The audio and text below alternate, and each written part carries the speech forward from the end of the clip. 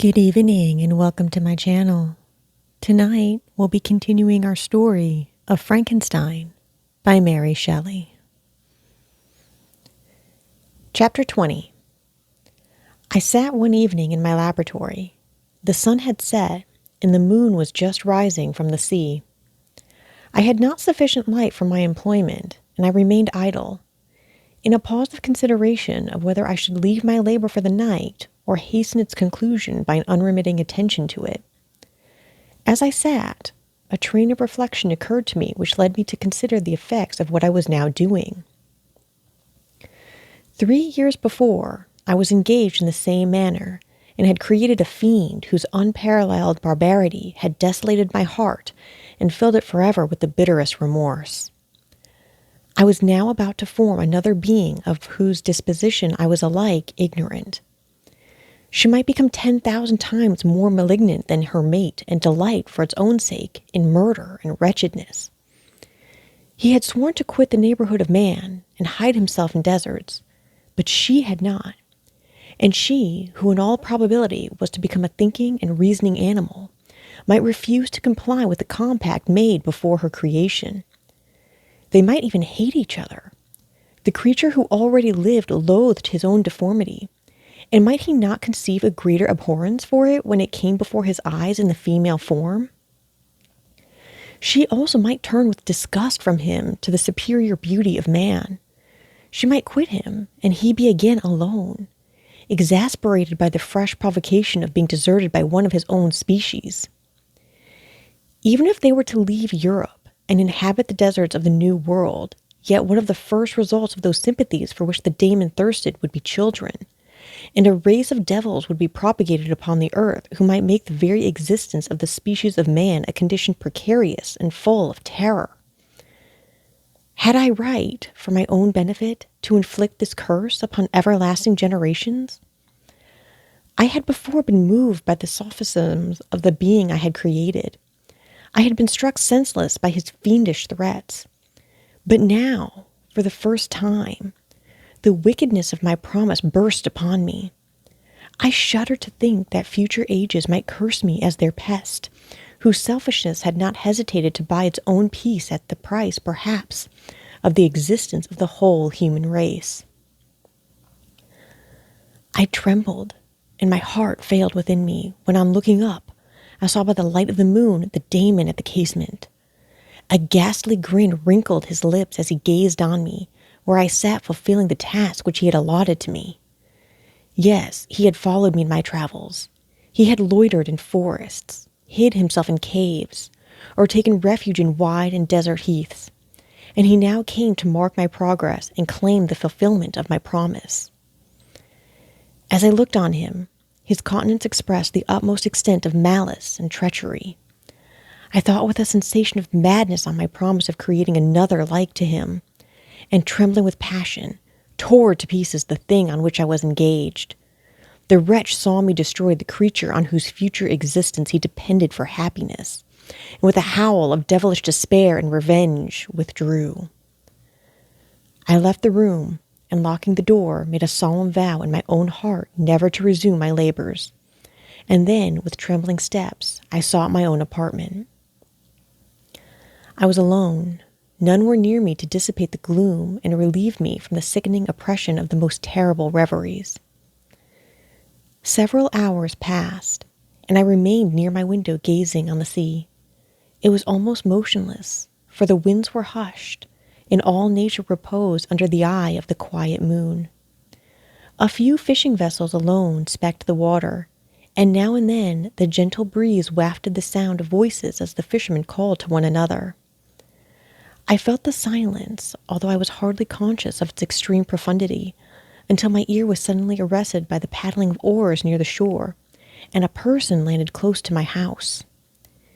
In a few minutes after, I heard the creaking of my door, as if someone endeavored to open it softly. I trembled from head to foot. I felt a presentiment of who it was, and wished to rouse one of the peasants who dwelt in a cottage not far from mine. But I was overcome by the sensation of helplessness, so often felt in frightful dreams, when you in vain endeavor to fly from an impending danger, and was rooted to the spot. Presently, I heard the sound of footsteps along the passage. The door opened, and the wretch whom I dreaded appeared. Shutting the door, he approached me and said in a smothered voice, "You have destroyed the work which you began. What is it that you intend? Do you dare to break your promise? I have endured toil and misery. I left Switzerland with you. I crept along the shores of the Rhine, among its willow islands and over the summits of its hills. I have dwelt many months in the heaths of England and among the deserts of Scotland. I have endured incalculable fatigue and cold and hunger. Do you dare destroy my hopes? Begone! I do break my promise. Never will I create another like yourself, equal in deformity and wickedness. Slave, I before reasoned with you, but you have proved yourself unworthy of my condescension. Remember that I have power. You believe yourself miserable, but I can make you so wretched that the light of day will be hateful to you. You are my creator, but I am your master. Obey. The hour of my irresolution is past, and the period of your power is arrived. Your threats cannot move me to do an act of wickedness, but they confirm me in a determination of not creating you a companion in vice. Shall I, in cool blood, set loose upon the earth a daemon whose delight is in death and wretchedness? Begone! I am firm, and your words will only exasperate my rage." The monster saw my determination in my face and gnashed his teeth in the impotence of anger. "Shall each man," cried he, "find a wife for his bosom, and each beast have his mate, and I be alone? I had feelings of affection, and they were requited by detestation and scorn. Man, you may hate, but beware. Your hours will pass in dread and misery, and soon the bolt will fall which must ravish from you your happiness forever. Are you to be happy while I grovel in the intensity of my wretchedness? You can blast my other passions, but revenge remains. Revenge henceforth dearer than light or food. I may die, but first you, my tyrant and tormentor, shall curse the sun that gazes on your misery. Beware, for I am fearless and therefore powerful. I will watch with the wiliness of a snake, that I may sting with its venom. Man, you shall repent of the injuries you inflict. Devil, cease, and do not poison the air with those sounds of malice. I have declared my resolution to you, and I am no coward to bend beneath words. Leave me, I am inexorable. It is well. I go, but remember, I shall be with you on your wedding night." I started forward and exclaimed, "Villain, before you sign my death warrant, be sure that you yourself safe." I would have seized him, but he eluded me and quitted the house with precipitation. In a few moments I saw him in his boat, which shot across the waters with an arrowy swiftness and was soon lost amidst the waves. All was again silent, but his words rang in my ears. I burned with rage to pursue the murderer of my peace and precipitate him into the ocean. I walked up and down my room hastily and perturbed, while my imagination conjured up 1,000 images to torment and sting me. Why had I not followed him and closed with him in mortal strife? But I had suffered him to depart, and he had directed his course towards the mainland. I shuddered to think who might be the next victim, sacrificed to his insatiate revenge. And then I thought again of his words, "I will be with you on your wedding night." That, then, was the period fixed for the fulfillment of my destiny. In that hour I should die, and at once satisfy and extinguish his malice. The prospect did not move me to fear. Yet when I thought of my beloved Elizabeth, of her tears and endless sorrow, when she should find her lover so barbarously snatched from her, tears, the first I had shed for many months, streamed from my eyes, and I resolved not to fall before my enemy without a bitter struggle. The night passed away, and the sun rose from the ocean. My feelings became calmer, if it may be called calmness, when the violence of rage sinks into the depths of despair. I left the house, the horrid scene of the last night's contention, and walked on the beach of the sea, which I almost regarded as an insuperable barrier between me and my fellow creatures. Nay, a wish that such should prove the fact stole across me. I desired that I might pass my life on that barren rock, wearily, it is true, but uninterrupted by any sudden shock of misery. If I returned, it was to be sacrificed, or to see those whom I most loved die under the grasp of a daemon whom I had myself created. I walked about the isle like a restless spectre, separated from all it loved and miserable in the separation. When it became noon and the sun rose higher, I lay down on the grass and was overpowered by a deep sleep. I had been awake the whole of the preceding night. My nerves were agitated and my eyes inflamed by watching and misery. The sleep into which I now sank refreshed me, and when I awoke, I again felt as if I belonged to a race of human beings like myself, and I began to reflect upon what had passed with greater composure. Yet still the words of the fiend rang in my ears like a death knell. They appeared like a dream, yet distinct and oppressive as a reality. The sun had far descended, and I still sat on the shore, satisfying my appetite, which had become ravenous, with an oaten cake, when I saw a fishing boat land close to me, and one of the men brought me a packet. It contained letters from Geneva, and one from Clerval entreating me to join him.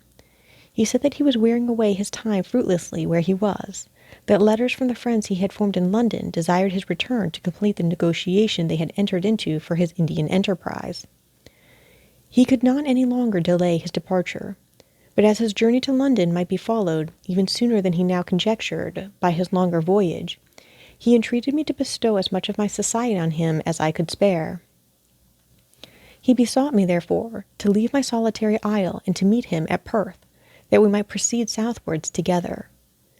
This letter in a degree recalled me to life, and I determined to quit my island at the expiration of 2 days. Yet, before I departed, there was a task to perform on which I shudder to reflect. I must pack up my chemical instruments, and for that purpose I must enter the room which had been the scene of my odious work, and I must handle those utensils, the sight of which was sickening to me. The next morning, at daybreak, I summoned sufficient courage and unlocked the door of my laboratory. The remains of the half-finished creature, whom I had destroyed, lay scattered on the floor, and I almost felt as if I had mangled the living flesh of a human being. I paused to collect myself, and then entered the chamber.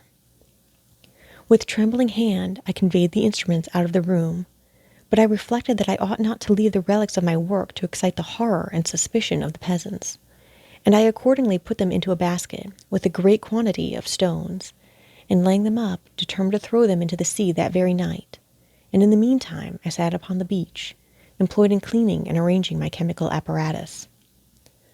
Nothing could be more complete than the alteration that had taken place in my feelings since the night of the appearance of the daemon. I had before regarded my promise with a gloomy despair as a thing that, with whatever consequences, must be fulfilled. But I now felt as if a film had been taken from before my eyes, and that I for the first time saw clearly. The idea of renewing my labors did not for one instant occur to me. The threat I had heard weighed on my thoughts, but I did not reflect that a voluntary act of mine could avert it.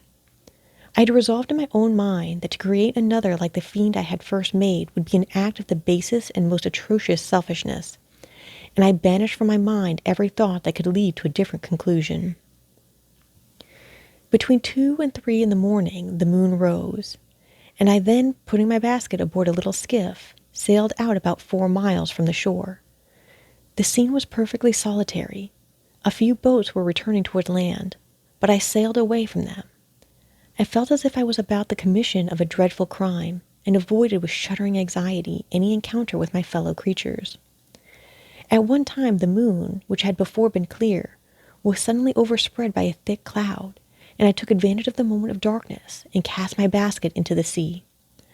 I listened to the gurgling sound as it sank, and then sailed away from the spot. The sky became clouded, but the air was pure, although chilled by the northeast breeze that was then rising. But it refreshed me and filled me with such agreeable sensations that I resolved to prolong my stay on the water, and fixing the rudder in a direct position, stretched myself at the bottom of the boat. Clouds hid the moon, everything was obscure, and I heard only the sound of the boat as its keel cut through the waves. The murmur lulled me, and in a short time I slept soundly. I do not know how long I remained in this situation, but when I awoke I found that the sun had already mounted considerably. The wind was high, and the waves continually threatened the safety of my little skiff. I found that the wind was northeast and must have driven me far from the coast from which I had embarked. I endeavored to change my course, but quickly found that if I again made the attempt, the boat would be instantly filled with water. Thus situated, my only resource was to drive before the wind. I confess that I felt a few sensations of terror.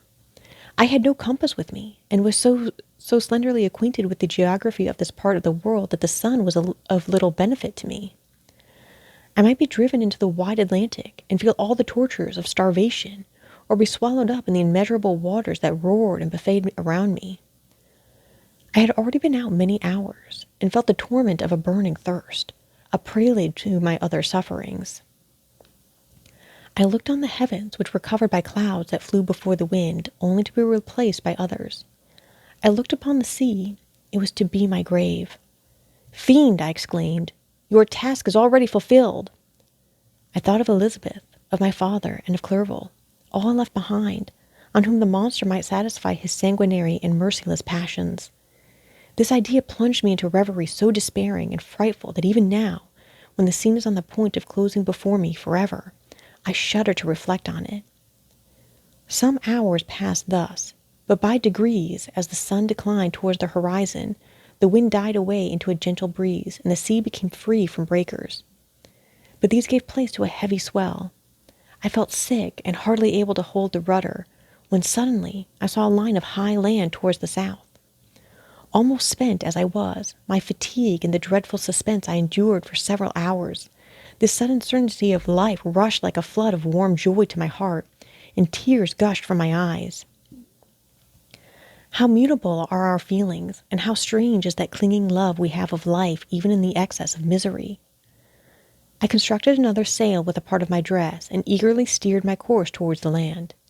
It had a wild and rocky appearance, but as I approached nearer, I easily perceived the traces of cultivation. I saw vessels near the shore, and found myself suddenly transported back to the neighborhood of civilized man. I carefully traced the windings of the land, and hailed a steeple which I at length saw issuing from behind a small promontory. As I was in a state of extreme debility, I resolved to sail directly towards the town, as a place where I could most easily procure nourishment. Fortunately, I had money with me. As I turned the promontory, I perceived a small, neat town and a good harbor, which I entered, my heart bounding with joy at my unexpected escape. As I was occupied in fixing the boat and arranging the sails, several people crowded towards the spot. They seemed much surprised at my appearance, but instead of offering me any assistance, whispered together with gestures that at any other time might have produced in me a slight sensation of alarm. As it was, I merely remarked that they spoke English, and I therefore addressed them in that language. "My good friends," said I, "will you be so kind as to tell me the name of this town, and inform me where I am?" "You will know that soon enough," replied a man with a hoarse voice. "Maybe you are come to a place that will not prove much to your taste, but you will not be consulted as to your quarters, I promise you." I was exceedingly surprised on receiving so rude an answer from a stranger, and I was also disconcerted on perceiving the frowning and angry countenances of his companions. "Why do you answer me so roughly?" I replied. "Surely it is not the custom of Englishmen to receive strangers so inhospitably." "I do not know," said the man, "what the custom of the English may be, but it is the custom of the Irish to hate villains." While this strange dialogue continued, I perceived the crowd rapidly increase. Their faces expressed a mixture of curiosity and anger, which annoyed and in some degree alarmed me. I inquired the way to the inn, but no one replied. I then moved forward, and a murmuring sound arose from the crowd as they followed and surrounded me, when an ill-looking man approaching tapped me on the shoulder and said, "Come, sir, you must follow me to Mr. Kerwin's to give an account of yourself." "Who is Mr. Kerwin? Why am I to give an account of myself? Is not this a free country?" "Aye, sir, free enough for honest folks. Mr. Kerwin is a magistrate, and you are to give an account of the death of a gentleman who was found murdered here last night."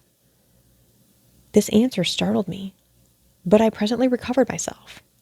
I was innocent. That could easily be proved. Accordingly, I followed my conductor in silence and was led to one of the best houses in the town.